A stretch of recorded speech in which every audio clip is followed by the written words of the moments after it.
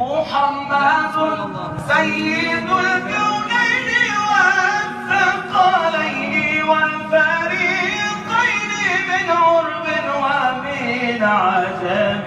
مولاي صل وسلم دائما أبدا على حبيبك خير الخلق كلهم.